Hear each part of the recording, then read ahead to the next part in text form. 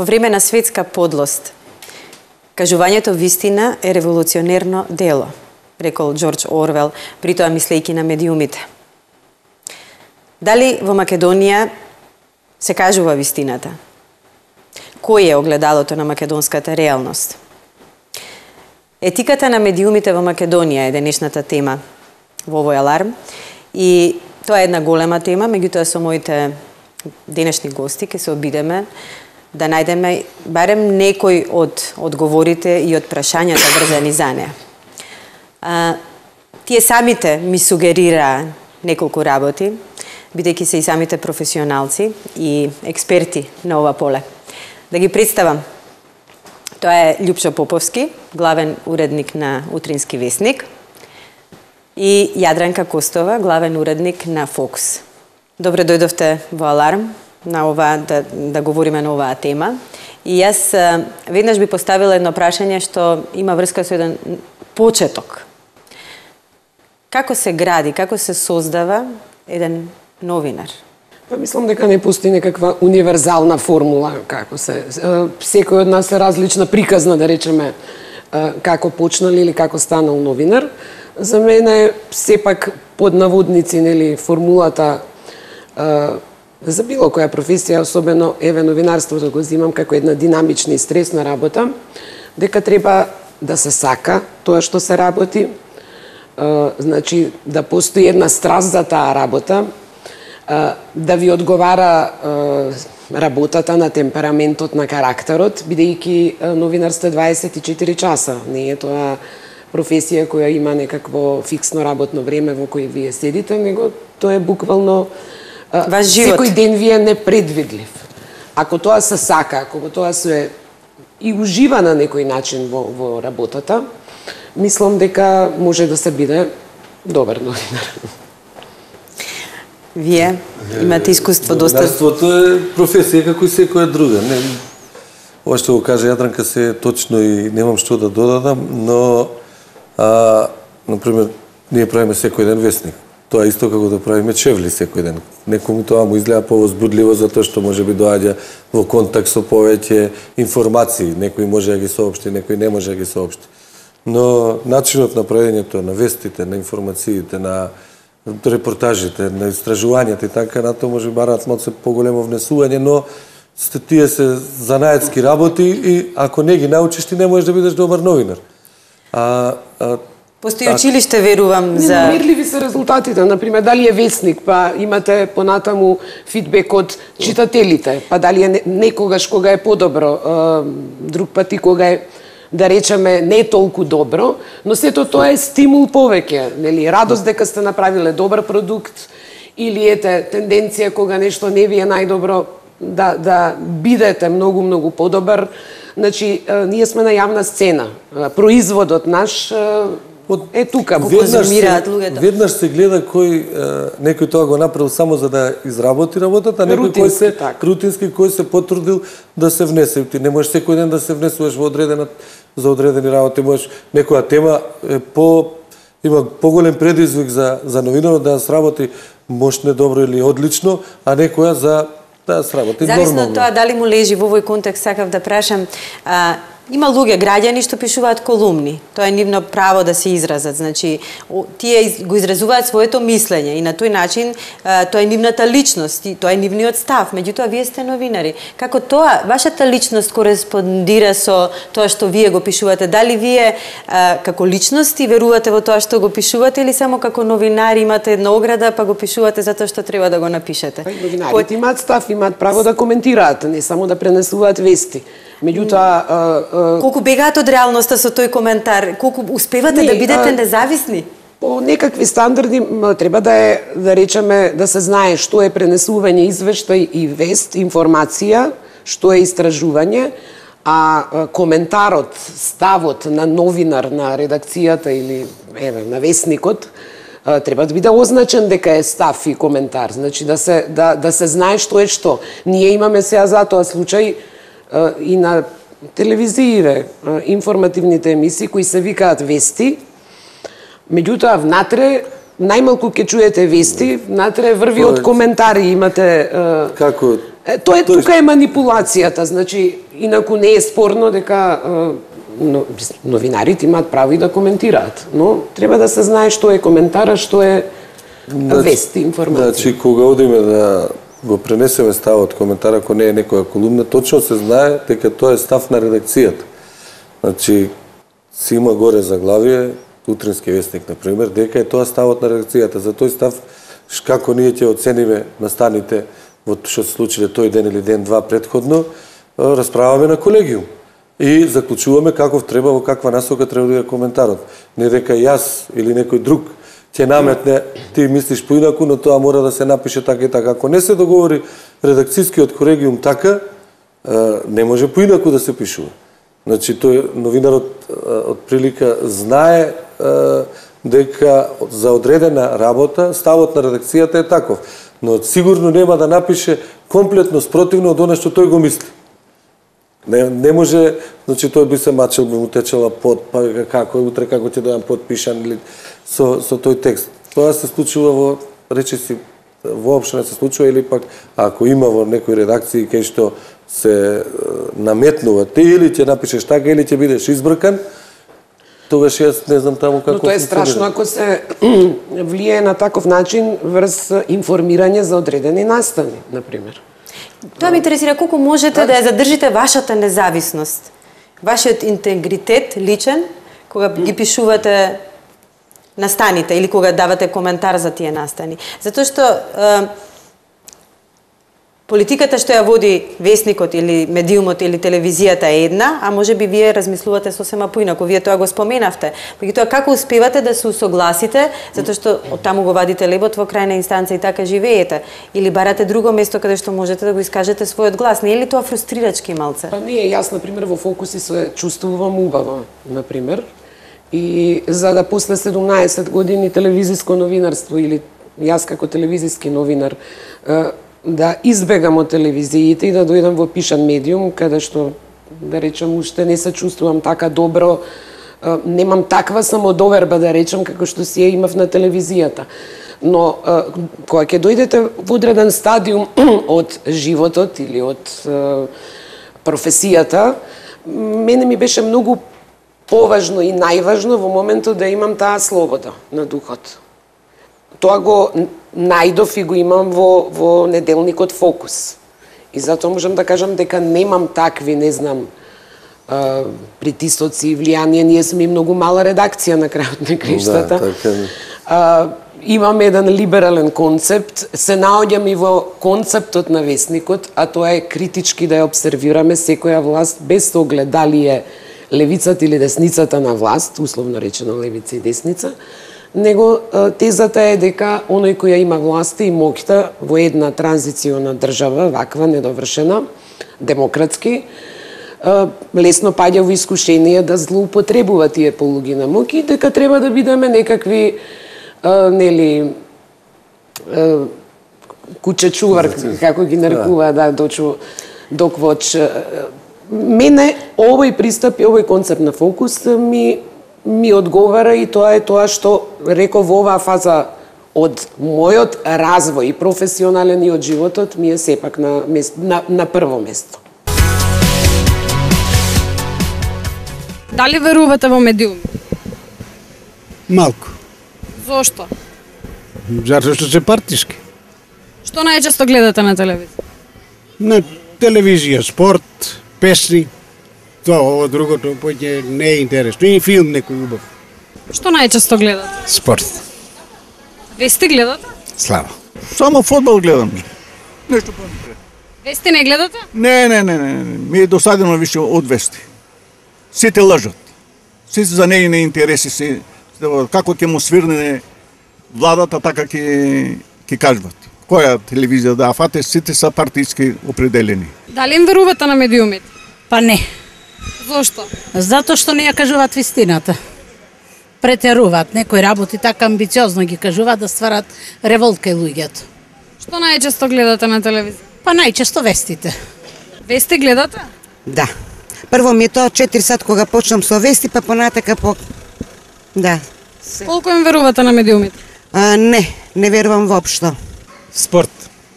Вести гледате? Не. Зошто? Никако.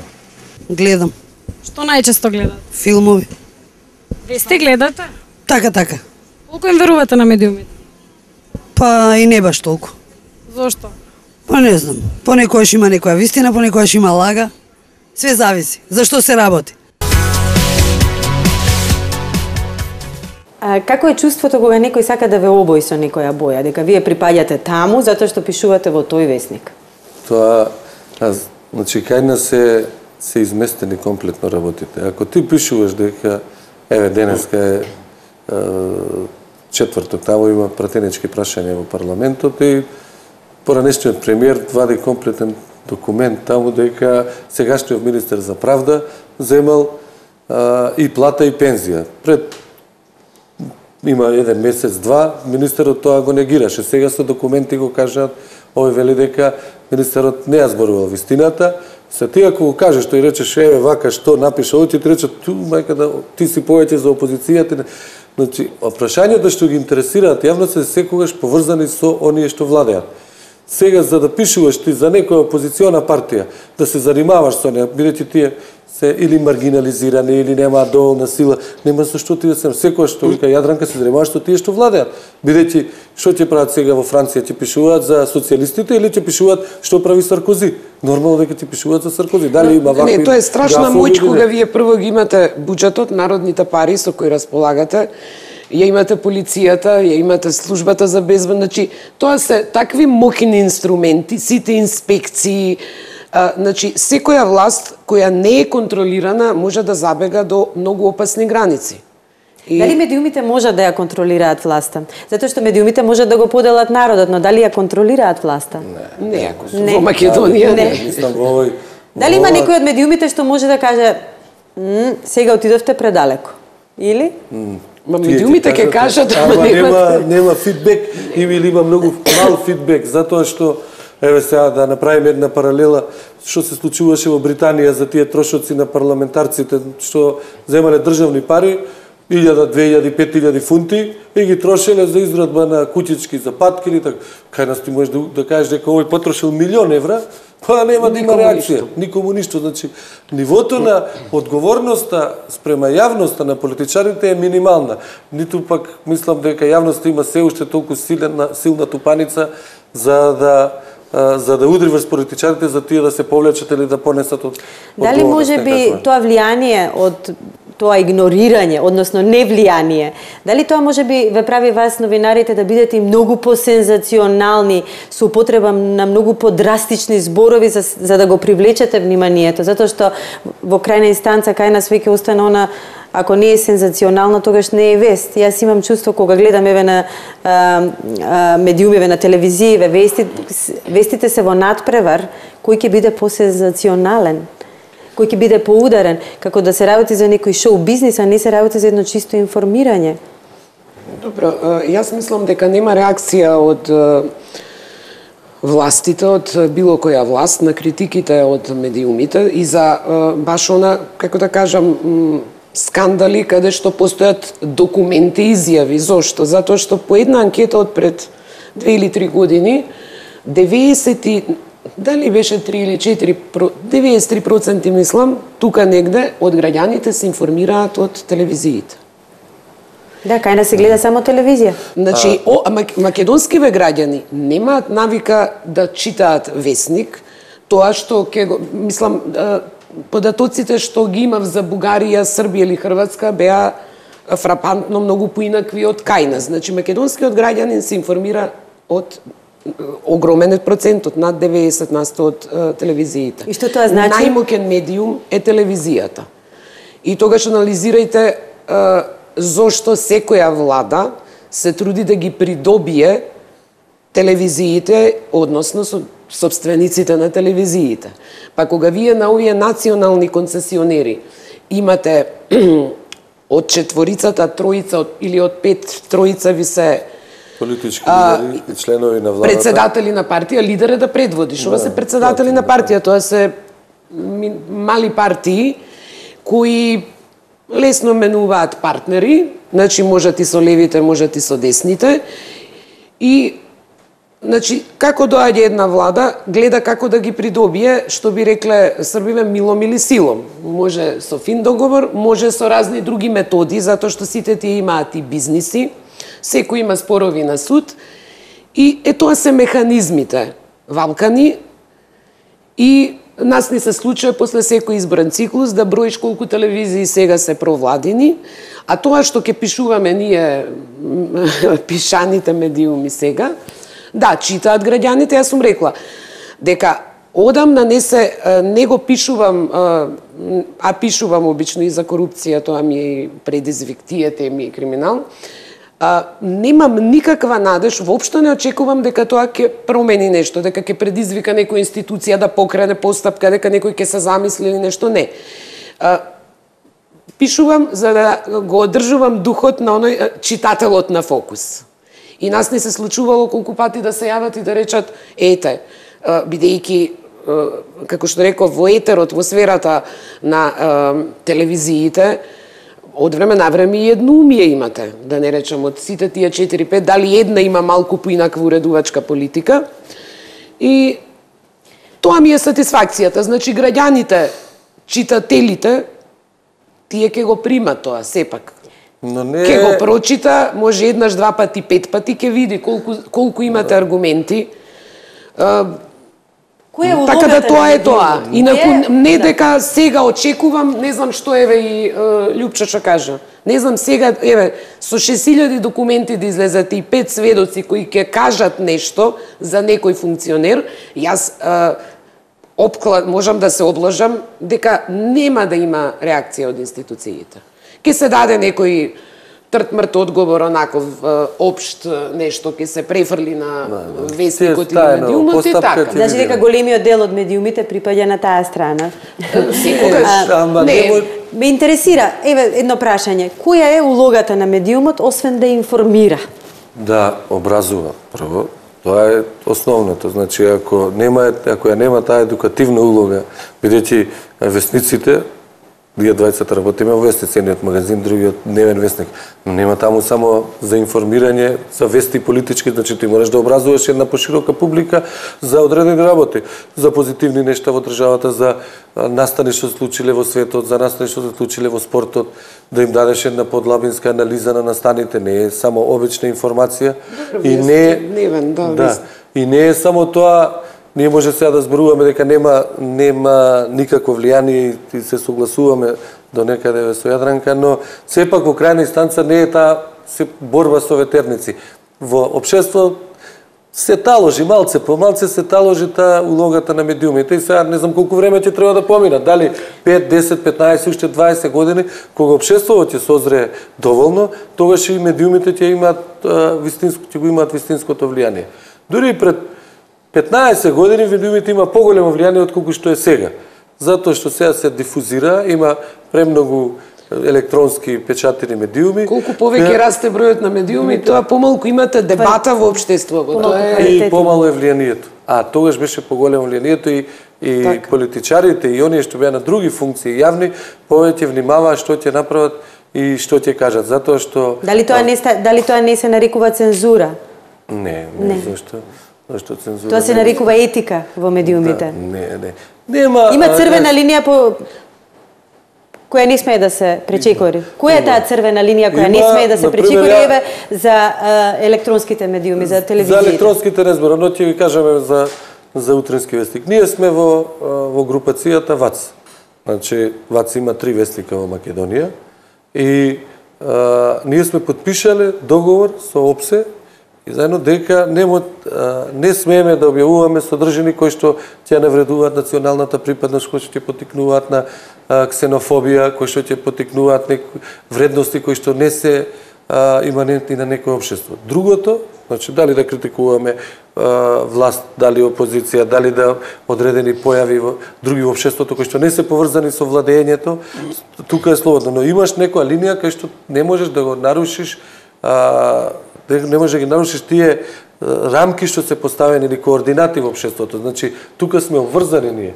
И тука не гледам дека никогаш не дошло прашање дека може да ги нарушиме.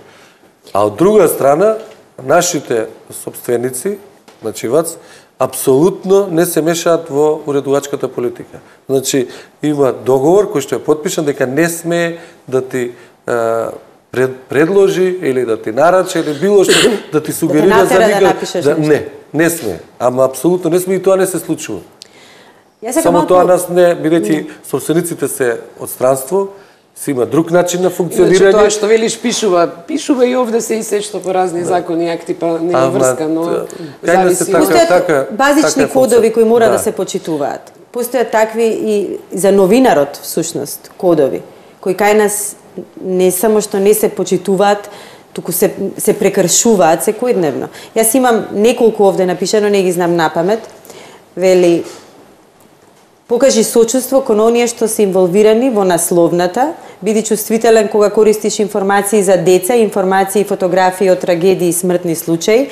Знај дека известувањата можат некому да наштетат и повредат. Обичните луѓе имаат повеќе право на приватност од што организациите, институциите и оние кои се дел од моќниците.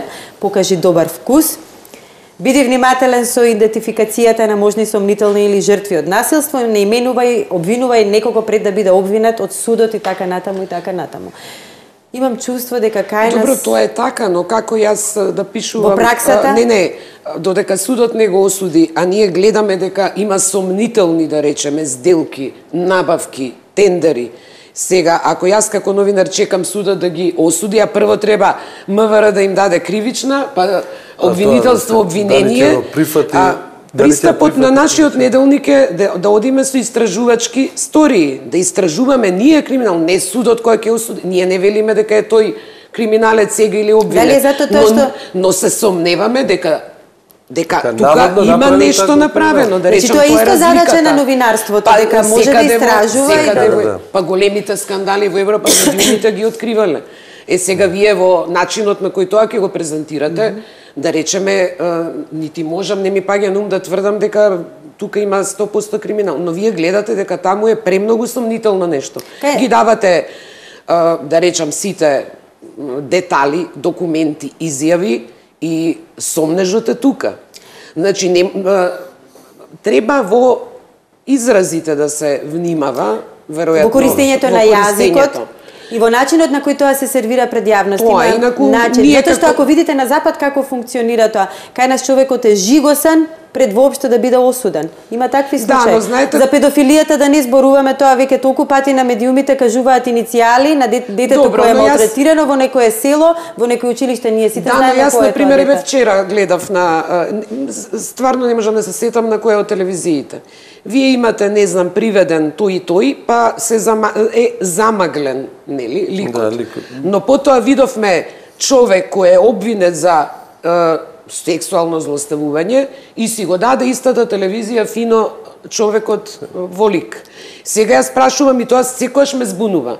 Да не се соопштува за јавните функционери кој да не се дава за приведување, но ќе се најде некој од селото или обичен човек таму, некој си пензионер, тука ќе го дадеме името и презимето и ќе му се даде ликот. Значи ние велиме сите политичари, јавни личности се угледни луѓе, сите други се обични и неугледни луѓе. Тоа веќе не е принцип за мене.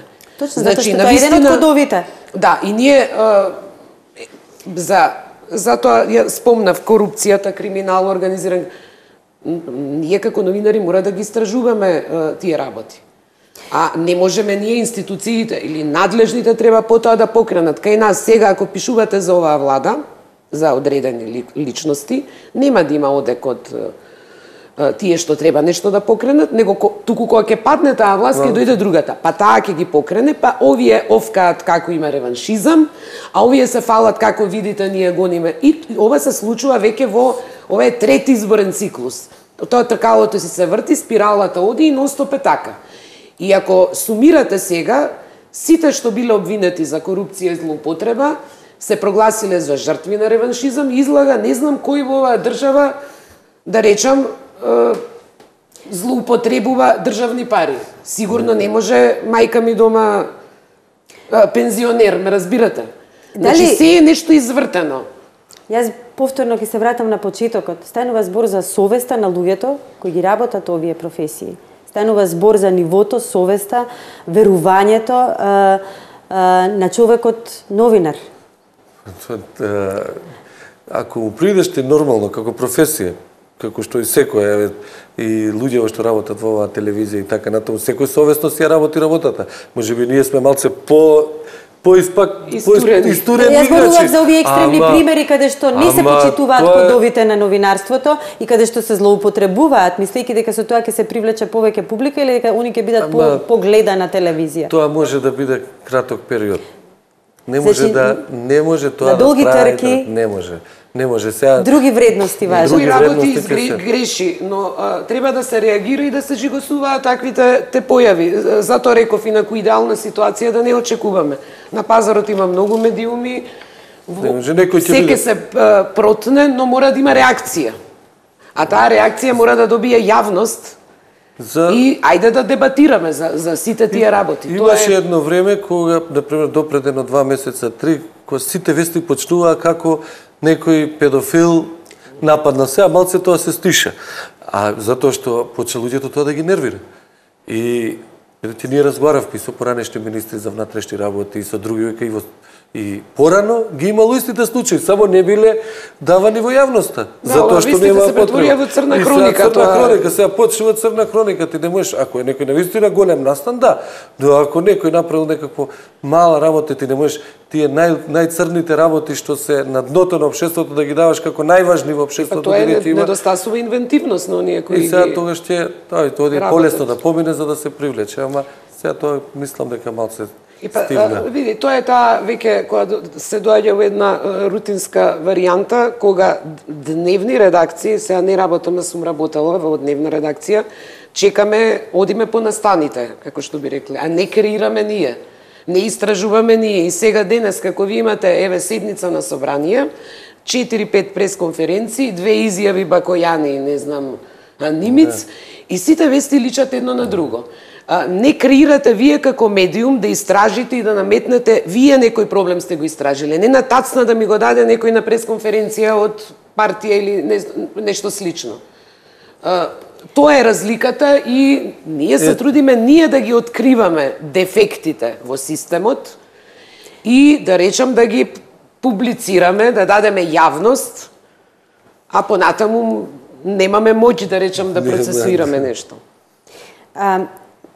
Кога зборував со вас, Јадранка, вие споменавте, имаше еден цитат, исто вели, не можеме, ова се однесува на Америка, еден познат новинар рекол, не можеме да ја поправиме Америка без да го поправиме медиумскиот систем.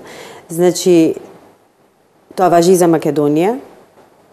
Дека медиумите се огледало на државата. Каква сме? Ние државата не можеме ние да бидеме, да живееме. Каква е нашата држава? Какво е нашето огледало? Како се огледуваме ние? Јас немам некој розев оција од огледалото. Далеко тоа, јас исто не сметам дека ние... Дали воопшто има огледало и е покриено со чаршап? Надолни се процесите и во општоземено и во новинарството, како што и во сите други важни сегменти од ова општество. За мене, значи, ај сега, економија не сме излегле од криза, уште транзиционо општество и така натаму, сега доаѓа криза. Тоа не е извинување за... Не, но демократизацијата оди надолу. Значи, од тие 90 години на минатиот век, кога почнати првите 5-6 години, од тогаш наваму, например, 96-7, демократизацијата во Македонија надолу. Значи, нешто тебе ќе те осудат, нешто ќе те осудат тебе, например, за 10.000 евра или така, но вкупната атмосфера, значи, ако ти мислиш поинаку од некого, ти си изрод. Зошто да бидам изрод ако јас мислам дека за тој и тој настан, не е тоа единствено точно што го зборуваат. Различноста на мислењата создава вистинско. Сега различноста се осудува. Ние го имавме тој настанот што беше на площад, што ги степа децата што протестира, значи нив ти му го одземаше нормалното и човечко право да протестира затоа што мисли поинаку. И сега тие се виновни затоа што протестирале, и тие ќе одат повеќе на суд, а не тие што ги тепале. Добре, ви ние реагиравме. Дали се промени нешто? Не се промени. Сега, например, ќе одат 4 или 5 души тепачи и 10 студенти. Затоа што мислеле поинаку. И сега тука е тие основите, темелите на демократијата, овде што не е колку да изгледа тоа како флоскула, но се разнишани. Некој сака да ги контролира она како што мисли, а не како што е добро за општеството. И тука е улогата на медиумите. Мислам, ние еве Јадранка тоа го каже, не се бориме секој ден. Дали некогаш дека има кучињата лајат карманот се врави, дека пушти ги 2-3 дена ќе пишуваат и потоа ќе излезе друга тема. Тема што ќе се покрие, Дали се зборува за реформи во медиумите, за сериозни реформи во медиумите? Медиумите имаат собственици. Колку собствениците имаат интерес да ги реформираат, јас не гледам, затоа што се повеќе медиумот не им служи на добар дел од нив за некако финансиски профит. Медиумот е само една алатка за да си ги олесни другите бизниси, да има пристап до оној кој има власта. И сега ние во кодексот, етичкиот тој кодекс, пишува дека новинарот треба да се спротистави во обид за цензура и не знам што, па тоа се бајки за деца. Влезете вие вести кај што се прават во секоја телевизија или политички емисии, не зборам за другото. Такви сцени имало 101. Дали сигурноста на Меѓутоа, пишаниот и оној што се бунел, потоа ќе добие етикета дека е конфликт на интереси.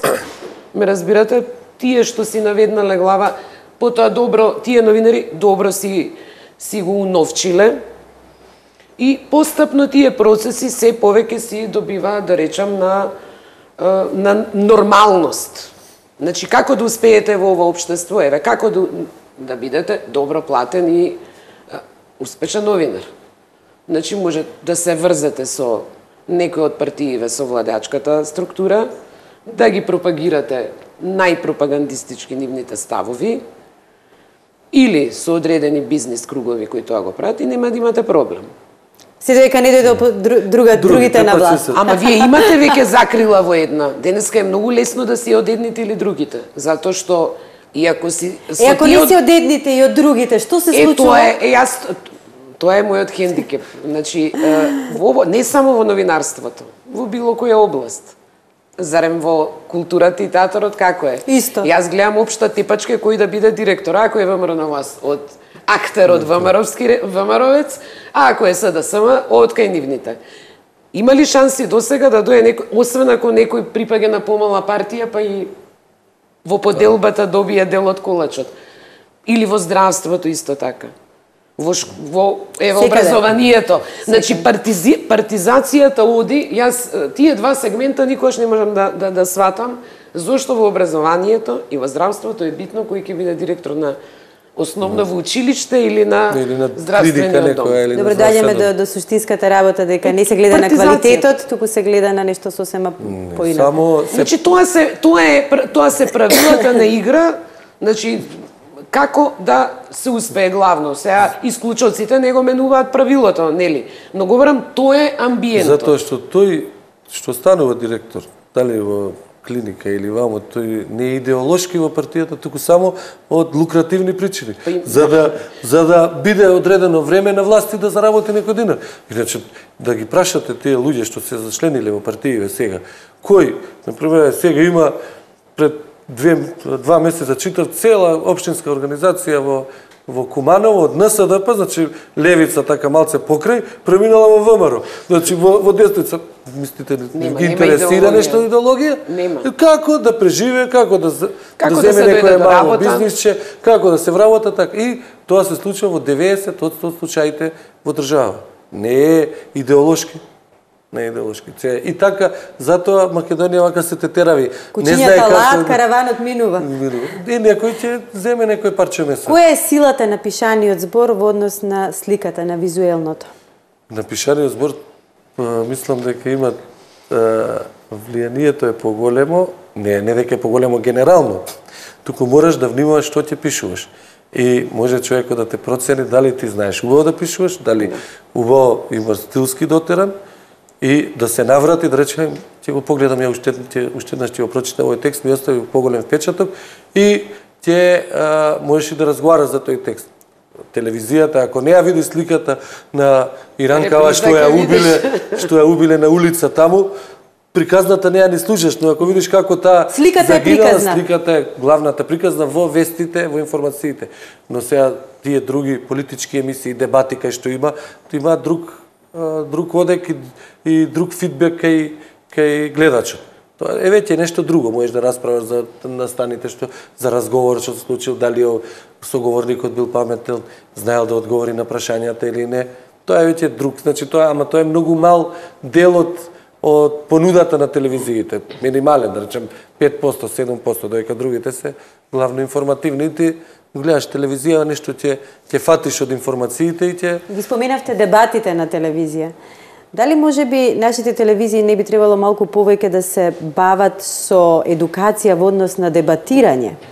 Затоа што имам чувство дека на нашите телевизии многу малку се случуваат вистински дебатирања, каде што секој излегува со аргумент, се зарива нож на масата и после се подаваат раце.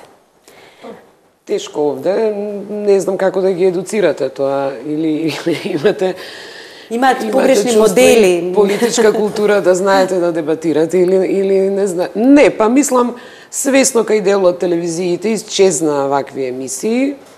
Тоа од искуство знам со какви аргументи беа во одредени телевизии, да речем, укинувани такви емисии, затоа што нема да имате контрола, нели, ќе дојдат различни гости, различни ставови, некој ќе каже нешто што нели не е пожелно за некој на власт, па нели ќе се има сопстеникот проблеми и така. Од друга страна и нашите политички, односно партиски елити, да ги наречам елитиите, нема доволно политичка култура и демократски капацитет. Сум правила такви и дуели и дебати. Постои, мислам, тоа е одраз на нивната несигурност. Знаете, кога ќе почне некој кој доаѓа Лјупчо, не сакам со Лјупчо, знаеш, ако може друг, и секој има забелешка за гостите и вие не можете да составите тим од 3-4 луѓе. Затоа, јас знам дека најлесно и сега гледам, еве, А2 ги практикува тие дебати, и пример тоа е добро, но најлесно знам беше да направиш новинари да викнеш. И ние, тешко е да ги викнете од партиите, главните конкуренти. Како што јас ве викнам сега. Не, знам од искуство дека нема да имате проблем, новинарите се сепак најхрабри и спремни да дебатираат, имаат став и знаат и сакаат да си го бранат својот став. Јадранка, зошто сте сега во пишан медиум? Вие оставивте страшно голем впечаток на визуелниот медиум. Дали тоа беше ваш избор или? Па, избор под присила, да речам, кога гледате. Ви реков, ваму ја добив слободата на духот, нели, можете да го работите, да пишувате, да имате став, и тоа да го аргументирате. Како што реков, телевизиите се секојаш главниот интерес на секоја владеачка гарнитура, така што во последната година, тоа 2003 веќе во Канал 5, бев замолена да се тргна малку од вестите, за да СДСМ им даде национална концесија. Мене ми беше тоа навредувачки и се замина во фокус. Значи, се уште на пазарот можам да најдам работа. Дали сега видите што се телевизијата? Не, сега што се случува? Сега повторно имате една друга гарнитура новинари во истата телевизија, која ја нема на екраните, затоа што таа па ја иритира ова влада на актуелна. Да, ми недостасува, но како што реков, имате приоритети. Да, ја сакам телевизијата, ма повеќе ја сакам слободата. Што им фали на нашите медиуми најмногу, а што имаат од повеќе? Еве за крај. Им фалат луѓе, имаат се поголеми инвестиции од собствениците, затоа што преска зборувавме, да се нафатиш на одредена тема, да ја истражуваш, значи треба двајца луѓе, да речеме да ги... Оваа недела не работите ништо, туку истражувате. Бидејќи се помалце, сите редакции се мали, треба да се пополнуваат страниците од вестникот, треба да се прават емисии на телевизија, а како ќе ги пополниш ако двајца ги... Затоа е проблемот што имаме премногу медиуми за мал пазар. И сега тие сите работат со минимални ресурси. Не, сите се зависни или од владини пари, за да патува надвор треба владата или министерот да плати да носи новинари екипа. Ние имаме медиуми од повеќе, како што реков. Затоа реков, ама нема пазарна логика, нема економска логика, вие на Волку медиуми и повторно се отвараат нови и нови, а маркетиншкиот колач е истиот, да речем, тој се дели. Дали бил... Кој е вашиот аларм во овој контекст? Да се мисли повеќе кога се вложува во медиумите, да не се мисли на заработката на ситните пари преку медиумите, мислам со реклами, и големите пари што преска зборувавме што доаѓаат посредно, а не преку телевизијата, затоа што во крајна линија сите ние ќе изгубиме ако јавноста, нивото на јавноста се спушта, значи на контролата на општествените текови преку политичарите и така натаму. Ако новинарството ја загуби својата важност, колку и да е мала, кајна сепак е голема, тогаш ќе биде лошо за целото општество. Затоа што и тие сега што мислат дека не им требаат новинарите, за 5 години ќе почувствуваат дека нивната тие боцки што ги ударат новинарите, кога тие нема да бидат на власт, ќе бидат од исклучителна важност, бидејќи морат да ги кажуваат своите ставови или да пренесуваат одредени негативности што случуваат во општеството преку медиумите. Ако не ги пренесат, тие нема кај да ги кажат. И ако слободата на медиумите се притиска, во основа сите ние ќе одиме назад. Тоа не сме го измислиле ние, ниту пак. Слободата не се подарува, не очекувам дека власта мене ќе ми ја даде слободата или собственикот кој си има бизнис интереси на крајот на криштата. Слободата мора да се освои. Проблем е што во новинарските редови ние се уште ја немаме таа свест дека без оглед на нашите разлики, дали некој тежне е лево, десно, на центар или не знам каде или кон ништо, тоа е ирелевантно, дека нашиот еснавски интерес е еден, да има некакви правила на игра. Тоа не постои. И ние сега нешто правиме, обиде тоа да го реформираме Сдруженијето, но не знам, да видам. Без да се обидете, не можете да знаете, нели, дали нешто ќе биде.